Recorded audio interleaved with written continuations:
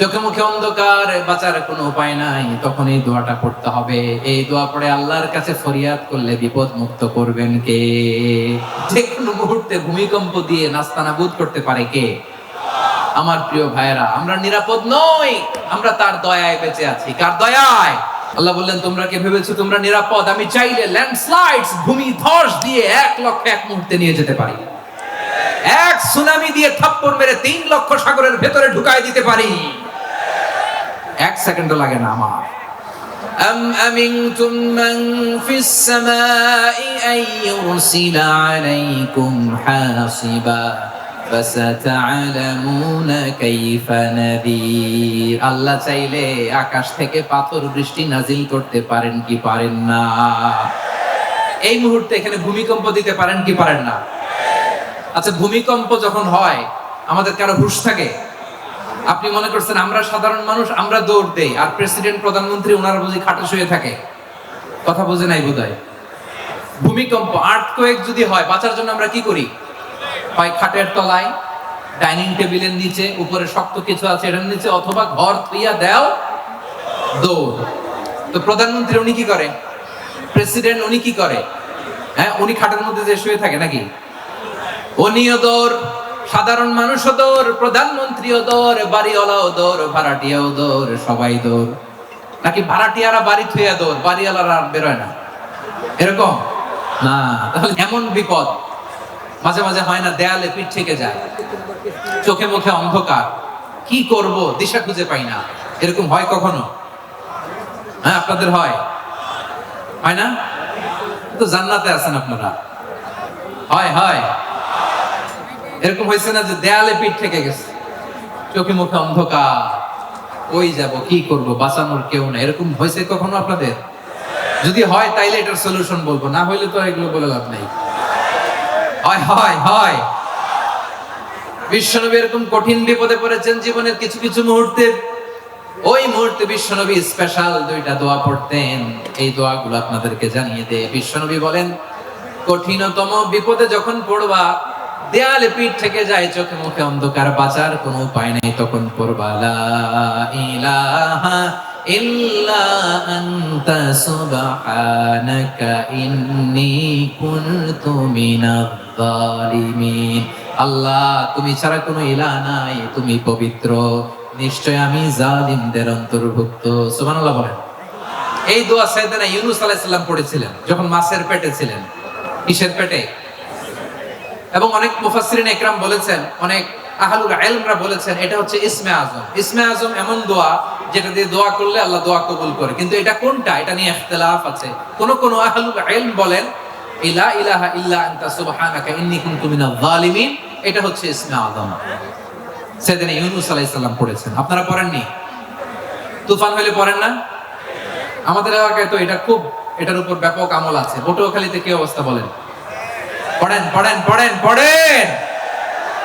একটা গল্প শুনেছিলাম, পাক হানাদার বাহিনী যখন বাংলাদেশে অ্যাটাক করতো, 71 সালের ঘটনা বলতেছে, আমরা তো দেখি নাই, শুনছি আর কি। 71 যদি দেখতাম এতদিনে রাজাকার হয়ে যেতাম। আল্লাহ আমাদেরকে বাঁচাই দিয়েছে, আল্লাহর মেহেরবানি, ঠিক কিনা বলেন? মন মতো হইলে মুক্তিযোদ্ধা, মন মতো না হইলে রাজাকার। কত কিছু দেখলাম এই শাহবাগের বুকে। আল্লাহ, 71 সালে দেখি নাই, আমরা শুনেছি, পাক হানাদার বাহিনী জিজ্ঞেস করতো মুসলিম না অমুসলিম চেক করার জন্য, বলতো কালেমা বল, কালেমা বাতাও। তো যারা কালেমা পড়তে পারতো পাকিস্তানি বাহিনী নাকি ওদেরকে ছেড়ে দিত, শুনেছি। তো একজনকে, এক বাঙালিরে পেয়ে তার মাথার মধ্যে বন্দুকের নল ধরে বলতেছে, কালেমা বল সালে, কালেমা বাতা, কালেমা বল। তো ভয়ের চোটে এই দোয়া পড়া শুরু করছে। ও পড়তেছে লা ইলাহা ইল্লা আনতা সুবহানাকা ইন্নী কুনতু মিনাজ জালিমিন। পাকিস্তানি বলে, সালে ये तो मुसीबत का কালেমা है। বাঙালি কয়, হাম তো ভি মুসিবত মে হ্যায়। পাকিস্তানি বলে, বেটা কোন দোয়া বললি? এটা তো মুসিবতের কালেমা। কয়, আমিও তো মুসিবতে আছি। আমার মাথার মধ্যে বন্দুক ধরে তুমি আমার কালেমা জিজ্ঞেস করো, এখন কোনটা কালিমা আর কোনটা কি, তো আমার হুঁশ আছে নাকি? প্রিয় ভাইরা, আসলে এটা দোয়াউল মুসিবা, বিপদে পড়লে এই দোয়া পড়তে হয়। লা ইলাহা ইল্লা আনতা সুবহানাকা ইন্নী কুনতু মিনাজ জালিমিন। এটা পড়বেন আপনারা। এই দোয়া পড়ে সাইয়েদনা ইউনূস আলাইহিস সালাম মাছের পেট থেকে রক্ষা পেয়েছিলেন। রক্ষা করেছিল কে? তুমি ইউনূস নবীরে যখন খাইলো মাছেতে গিলিয়া, ফেরেশতা পাঠাইয়া দিলে ইসমে আজম দিয়া। প্রাণে ছিল যাহার ভয় সেথা পাইল আশ্রয়, প্রাণে ছিল যাহার ভয় সেথা পাইল আশ্রয়। মাছের পেট হতে সে যে পেল পরিত্রাণ। আল্লাহু আল্লাহু তুমি জাল্লে জালালুহু, শেষ করা তো যায় না গে তোমার গুণগান। আল্লাহু আল্লাহু সুবহানাল্লাহ পড়ে। লা ইলাহা ইল্লা আনতা সুবহানাকা ইন্নী কুনতু মিনাজ জালিমিন। বিশ্বনবী বললেন, দেয়ালে পিঠ থেকে গেলে, চোখে মুখে অন্ধকার, বাঁচার কোনো উপায় নাই, তখন এই দোয়াটা পড়তে হবে। এই দোয়া পড়ে আল্লাহর কাছে ফরিয়াদ করলে বিপদ মুক্ত করবেন কে? কেন এই দোয়াটা আল্লাহর কাছে বড্ড প্রিয় জানেন আমার ভাইয়েরা? কারণ এই দোয়ার মধ্যে তিনটা জিনিস আছে। আমি যেরকম আঙ্গুল উঁচু করেছি এরকম করেন তো। তিনটা। কয়টা? তিনটা। এক নম্বরে হচ্ছে তাওহীদ, দুই নম্বরে তাসবিহ, তিন নম্বরে তাকরীর। আই রিপিট, আবারও বলছি, এক নম্বরে তাওহীদ, দুই নম্বরে তাসবিহ, তিন নম্বরে তাকরীর। এই দোয়াটা আল্লাহর কাছে এত পছন্দনীয় কারণ এই দোয়ার প্রথম অংশে আছে তাওহীদ, আল্লাহর একত্ববাদের ঘোষণা। লা ইলাহা ইল্লা আনতা, ও আল্লাহ আপনি ছাড়া কোনো ইলাহ নাই, উপাস্য নাই। এই কথা বললে আল্লাহ বড় খুশি হয়ে যায়। সুবহানাল্লাহ পড়েন। এই দোয়ার দ্বিতীয় অংশে আছে তাসবিহ, মানে আল্লাহর প্রশংসা, প্রশংসা সূচক বাণী। সুবহানাক সুবহানাক সুবহানাক, ও আল্লাহ আমি আপনার পবিত্রতা ঘোষণা করছি। সুবহানাক, এই কথা শুনলেও আল্লাহ খুশি হয়ে যায়। সুবহানাল্লাহ পড়েন। এই দোয়ার তৃতীয় অংশে আছে তাকরীর। তাকরীর মানে পাপের স্বীকৃতি। তাকরীর মানে কি? তাকরীর মানে পাপের স্বীকৃতি। এই দোয়ার তৃতীয় অংশে আছে ইন্নী কুনতু মিনাল জালিমিন, ও আল্লাহ আমি জালিমদের অন্তর্ভুক্ত। আল্লাহ আল্লাহ আমি জালেম, আল্লাহ আমি ভুল করেছি, অন্যায় করেছি, আল্লাহ আমি জালিমদের অন্তর্ভুক্ত। এই পাপের স্বীকৃতি, অ্যাকনলেজমেন্ট আল্লাহ বড় পছন্দ করে। যখন আল্লাহর কাছে আপনি ছোট হবেন, ছোট হতে হতে যত ছোট হবেন, ওই দৃশ্যটা দেখতে আল্লাহ বড় পছন্দ করে। সুবহানাল্লাহ বলেন।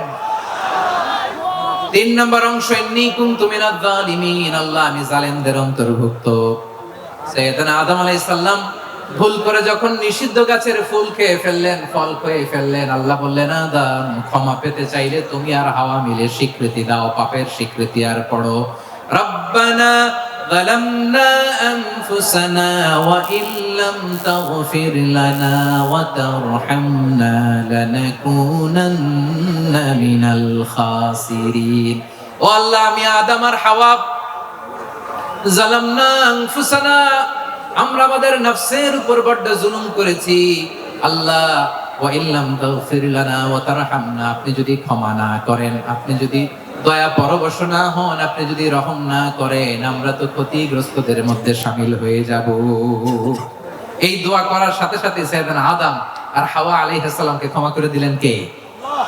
তাহলে এই দোয়ার তিন নম্বর অংশ তাকরীর, এটা আল্লাহ বড় পছন্দ করে। আমার কলিজার টুকরা ভাইয়েরা, গুনাহ করে শিকার যেতে হবে, এটা আল্লাহ ভালোবাসেন। সাইয়েদনা আবু বকর রাদিয়াল্লাহু তাআলা আনহু বিষ্ণু ইসলামকে বলেন, ইয়া রাসূলুল্লাহ আল্লিমনি দুআআন আদউ বিহি ফি সালাতি, নবী হে আপনি আমার এমন একটা স্পেশাল দোয়া শিখায় দেন যে দোয়াটা আমি নামাজে পড়ব। নবী বললেন, তাহলে তুমি পড়ো আল্লাহুম্মা ইন্নী যালামতু নাফসি যুলমান কাসীরান ওয়া লা ইয়াগফিরুয যুনুবা ইল্লা আনতা ফাগফিরলি মাগফিরাতাম মিন ইনদিকা ওয়ারহামনি ইন্নাকা আনতাল গফুরুর রহিম। সুবহানাল্লাহ। সালাম ফিরানোর আগে পড়েন, কথা কয় না, পড়েন পড়েন। ও আবু বকর, নামাজে যদি দোয়া করতে মনে চায় এই দোয়াটা পড়বা, আল্লাহুম্মা ইন্নী যালামতু নাফসি, আল্লাহ জুলুম করেছি আমার নফসের উপর, যুলমান কাসীরা, অনেক জুলুম, ওয়া লা ইয়াগফিরুয যুনুবা ইল্লা আনতা, আপনি ছাড়া এই জুনুব, এই পাপ ক্ষমা করার দ্বিতীয় কোনো রব নাই। আছে? আল্লাহ ছাড়া আমাদের গুনাহ কে কে ক্ষমা করতে পারে বলেন তো? কে পারে? কে? বিমানের মধ্যে মাঝে মাঝে দেখবেন যে এয়ার টার্বুলেন্স হয়, জানেন? এয়ার টার্বুলেন্স জানেন তো? মাঝে মাঝে বিমানটা বাউন্সিং করে, বাম্পি, ভেরি বাম্পি ওয়েদার। শুনেন নাই? 40,000 ফিট উপরে যখন থাকে তখন পাইলট মাঝে মাঝে বলে, dear passengers, ladies and gentleman, right now we are flying 40,000 feet above the ground and we are passing very air turbulence, very heavy air turbulence right now. Please fasten your seat belt. দেখবেন মাঝে মাঝে বলে যে, ভদ্র মহিলা, ভদ্র মহোদয়গণ, আমরা 40,000 ফিট উপর দিয়ে যাচ্ছি আর এয়ার টার্বুলেন্স ফেস করছি, মেহেরবানি করে আল্লাহর হস্তে সিট বেল্ট বাঁধুন। তখন বিমানটা এরকম বাউন্সিং করে, শেকিং করে। আপনারা মুখোমুখি হয়েছেন? ইদানিং এই এয়ার টার্বুলেন্স বেড়ে গিয়েছে। গত বছর আমার ইন্টারন্যাশনাল অনেকগুলো ফ্লাইট ছিল, তো আমি দেখলাম যে আগের ফ্লাইটগুলোর তুলনায় এখন এয়ার টার্বুলেন্স খুব বেশি। আমি একটু রিসার্চ করে দেখলাম, ক্লাইমেট চেঞ্জের কারণে, জলবায়ু পরিবর্তনের কারণে আকাশের বাতাসের মুভমেন্টে পরিবর্তন হয়েছে, ফলে এখন বিমান শেকিং করে বেশি, বাউন্সিং, বাম্পি ওয়েদার। তো বলেন তো, 40,000 ফিট উপরে যখন আপনি, কয় হাজার ফিট? সবাই বলুন, কয় হাজার ফিট? 40,000 ফিট উপরে যখন আপনি, তখন যখন বিমানটা এরকম বাউন্সিং করে, সবাই যখন ভমিটিং করে বিমান নষ্ট করে দেয়, বমি করে, তখন বাঁচানোর কে আছে আল্লাহ ছাড়া? কেউ আছে?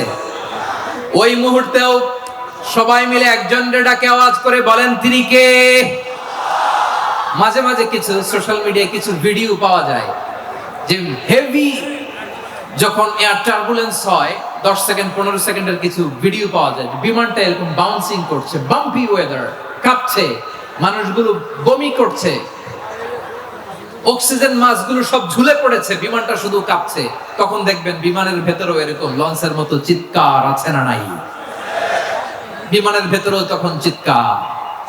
গত বছর হিথ্রো এয়ারপোর্ট থেকে সিঙ্গাপুর এয়ারলাইন্সের একটা ফ্লাইট, হিথ্রো টু চাঙ্গি, একটা ফ্লাইটে এমন বেশি এয়ার টার্বুলেন্সের শিকার হয়েছিল ওই এয়ারক্রাফটটা, 33 জন যাত্রী সেখানে আহত হয়েছে, একজন যাত্রী নিহত হয়েছে। কেবিন ক্রুজ, এয়ার হোস্টেস যারা আছে, একজনের নাক ফেটে, চোখ ফেটে, কপাল ফেটে, ব্লিডিং হয়ে শয়লা। প্রিয় ভাইয়েরা, 40,000 ফিট উপরে বিমানটা যখন কাঁপবে, তখন আমাদেরকে আল্লাহ ছাড়া আর কেউ বাঁচানোর আছে? এত আস্তে বললে হবে? ওই কঠিন মুহূর্তে আমার বাবা আমারে বাঁচাতে পারে, আমার বন্ধু আমারে বাঁচাতে পারে।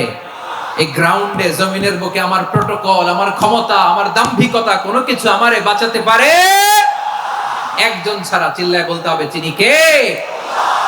সে আল্লাহ বললেন, গোলাম, আমি বিপদের সময় ঠিকই তোমাদের বাঁচিয়ে নেই। ওই বিমানের ভেতরে 40,000 ফিট উপরে যখন তোমরা এয়ার টার্বুলেন্সের শিকার হও, তখন নাস্তিকও আল্লাহরে ডাকে, হিন্দু আল্লাহরে ডাকে। জোরে বলেন, ঠিক কিনা? আবার বিমানটা যখন শান্ত হয়ে যায়, একটু পরেই বিমানের স্ক্রিনের মধ্যে হিন্দি সিনেমা খোঁজে। বিমানের স্ক্রিনে কিন্তু বিশাল ওখানে আফলাম ফিল্মের একেবারে বুঝাই করা। বিমানটা শান্ত হলে আবার হিন্দি সিনেমা দেখা শুরু করে। একটু আগে ডাকছিল কারে? দেখবেন বাংলাদেশে আমাদের ক্রিকেটাররা যখন অন্য কোনো দেশের সাথে খেলে, অনেক সময় এমন হয়, বল বাকি একটা, রান দরকার 6টা। বল বাকি কয়টা? পটুয়াখালী বোঝে নাই বোধহয়। বল বাকি কয়টা? রান দরকার। আপনি দেখবেন ক্যামেরাম্যান তখন গ্যালারিতে খালি দেখায় দর্শকদের যে কি অস্থিরতা। হিপ হপ স্টাইলের মেয়েটা, যে মেয়েটার ওড়না এতক্ষণ ছিল গলায়, এতক্ষণ কই ছিল, ওই মেয়েটা দেখবেন ওড়নাটা টেনে মাথায় দিয়ে এরকম মুনাজাত ধরতেছে, আল্লাহ আল্লাহ, একটা ছক্কা, আল্লাহ আল্লাহ, আমার লাল সবুজের পতাকারে তুমি অপমানিত কইরো না আল্লাহ, ইন্ডিয়ার সাথে আমাদের খেলা, আল্লাহ আল্লাহ, একটা ছক্কা, একটা। পুরো খেলা জুড়ে এই মেয়ের ওড়না ছিল গলায়, কিন্তু যখন 1 বলে 6 রান দরকার, ওড়না চলে আসছে কোথায়? মাথায়। আবার মুনাজাত আছে না নাই? ঠিকই বাংলাদেশের দামাল ছেলে এমন এক শট মারলো, বল চলে গেল স্টেডিয়ামের বাইরে, ছক্কা, জিতে গেলাম আমরা। পুরো স্টেডিয়াম জুড়ে চিৎকার, হই হুল্লোড়, মौज মাস্তি। যেই মেয়েটা মাথার মধ্যে ওড়না দিয়ে এতক্ষণ সুবহানাল্লাহ সুবহানাল্লাহ বলে আল্লাহর কাছে দোয়া করেছে, ওই মেয়ে এখন আবার ওড়না ফেলে দিয়ে নাচা শুরু করে দিয়েছে। তাহলে আল্লাহর ভয়, আল্লাহর প্রতি আস্থা, বিশ্বাস, ভালোবাসা, এটা কি ক্ষণিকের জন্য? মানে আমার যখন লাগবে তখন আল্লাহর ইউজ করব নাকি? হ্যাঁ, বিপদে আপদে, সুখের সময় দুঃখের সময়, সচ্ছল অসচ্ছল অবস্থায় বিশ্বাসীরা ভরসা রাখে একজনের উপর। চিৎকার করে বলো পটুয়াখালী তিনি কে? সে আল্লাহ বললেন, গোলাম মনে করো না জাহাজ থেকে সদরঘাটে বিরিয়ে দিলাম তুমি নিরাপদ হয়ে গেছো। মনে করো না 40,000 ফিট থেকে সেফ ল্যান্ডিং এর পরে এয়ারপোর্টে নেমে গেলেই তুমি নিরাপদ হয়ে গেছো। ও মিয়া, বিপদ কি শুধু সাগরে আর আকাশে? ঘরের বিপদও ঘরের ভেতরও বিপদ আসতে পারে কি পারে না?